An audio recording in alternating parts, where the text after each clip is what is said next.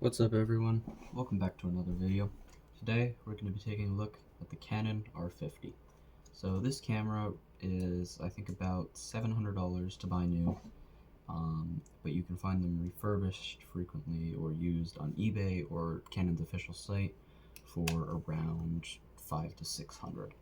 So one nice feature about this camera is the folding screen, which you don't often see in cameras this price range. When I was purchasing this one, I was considering the cheaper variant, the R100, but it doesn't have this folding screen, so I didn't end up with that one.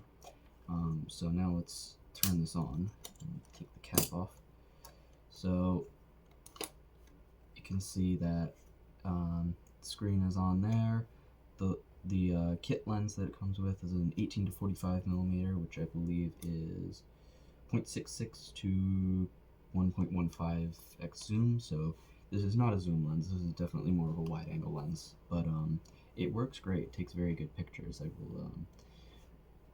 I'll put some images up so you can. Now let's take a look at the screen interface. So you can see here you have all these tabs here that have various settings. So autofocus, you have your connectivity, you got your this does have Wi-Fi built in and Bluetooth, so that's a nice feature to have, especially when traveling or something and I maybe don't have access to an SD card reader. I can send things to my phone and then put them on my computer that way.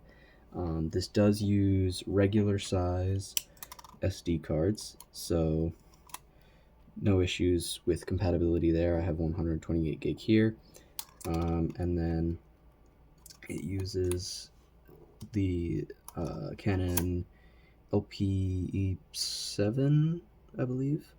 I have these aftermarket Wasabi Power batteries, and they work relatively well. They were relatively cheap, and they have the same capacity as the regular ones. So now let's take a look at the lens compatibility. So if I pull this off here, this uses the Canon RF mount for their lenses. This lens is obviously, like I was saying, it's a very small lens, very compact. It's actually a pretty decent kit lens.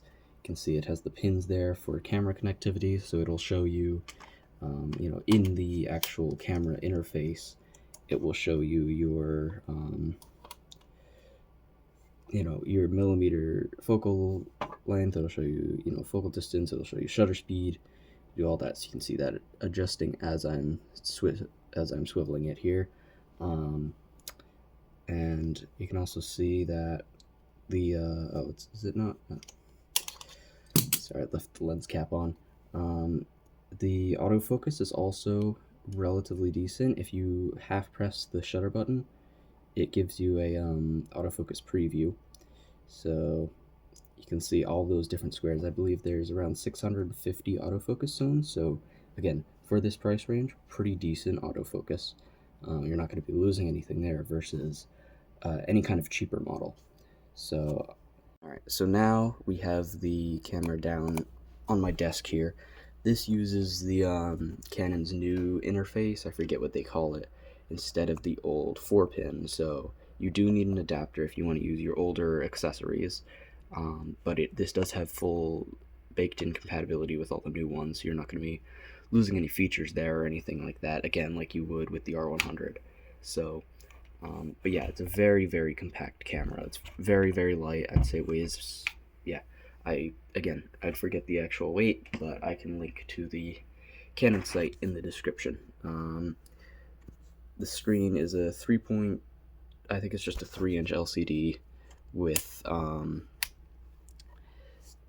believe it's about a 2 million dot resolution, which looks very, very sharp. You can't see any individual pixels when moving the camera around.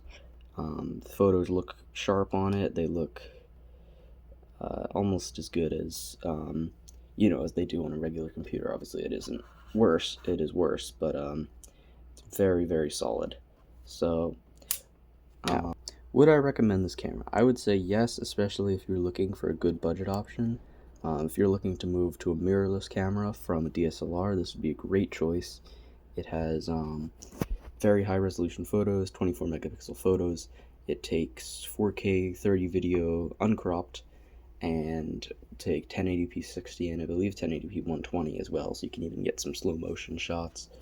It has all the necessary dials that you'd find a higher end camera. You have dedicated ISO button, which is a very nice feature to have. You have dedicated autofocus, and you even have lanyard slots too, so you can hang it around your neck while carrying it around. The viewfinder is an electronic viewfinder, obviously, because this camera is mirrorless, but from what I've seen, I haven't noticed any losses in quality at all, so I don't think you're losing anything there, and the padding is definitely adequate for putting up to your eye. So I think that's going to be all that I can cover in this video. I'll put some links down below for purchasing this camera. This is not sponsored or anything. I just purchased this camera recently and felt like reviewing it. I'll see you all in the next one. Don't forget to like, comment, and subscribe.